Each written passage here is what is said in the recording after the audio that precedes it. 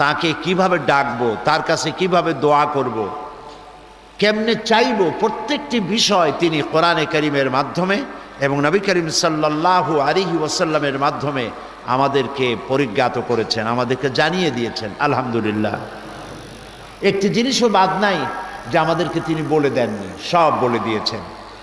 এই পৃথিবীতে যিনি পাহাড়িয়া এলাকায় গিরিপথ তৈরি করেছেন মানুষের চলাফেরার জন্য, সমুদ্রে নাবিকদের জন্য চলাফেরার জন্য আকাশে তারকাখচিত করেছেন, মরুভূমির মধ্যে দিক নির্দেশনা পাওয়ার ব্যবস্থা করেছেন, সে আল্লাহ তাআলা আমাদের জীবনের বাঁকে বাঁকে, অর্থনীতি রাজনীতির মোড়ে মোড়ে, জীবন চলার বাঁকে বাঁকে আমার চলার পথের কোনো নির্দেশনা দেননি, এই কথা চিন্তা করাও একটি বোকামি ছাড়া আর কিছুই না।